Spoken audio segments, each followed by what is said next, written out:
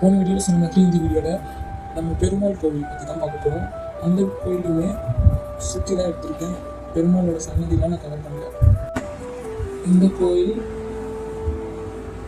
வீரபத்ரர் சுவாமி திருக்கோயிலுக்கு ரொம்ப பக்கத்தில் தான் இருக்குது.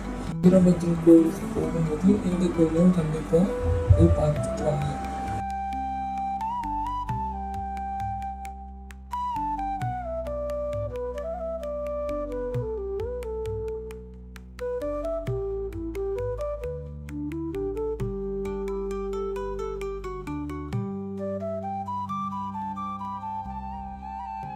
இந்த கோவில் பேர் அருள்மிகு மாதவ பெருமாள் திருக்கோவில்.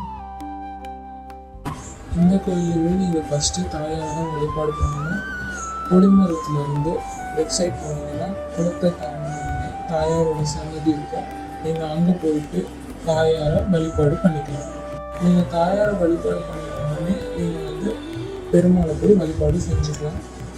இங்கே போய் துளசி மாலை இல்லைன்னா உங்களுக்கு பிடிக்குமான மாலையை போட்டு நீங்கள் வழிபாடு பண்ணிக்கலாம்.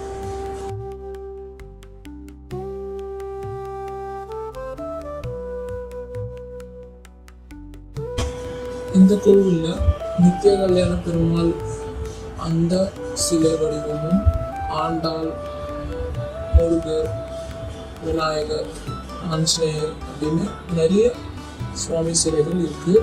அதையுமே நீங்கள் வழிபாடு செஞ்சுக்கலாம்.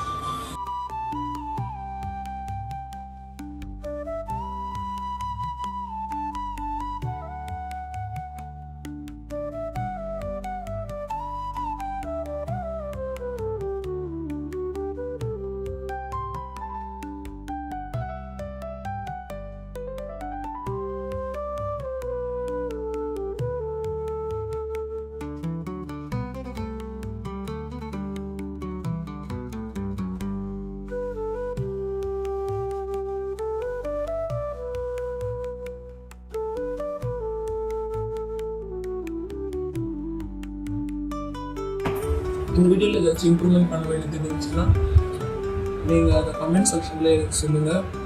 அதே மாதிரி எனக்கு சப்போர்ட் பண்ணுற விதமாக அபினேஷ் அஃபிஷியல் சேனலுக்கு சப்ஸ்கிரைப் பண்ணுங்கள்.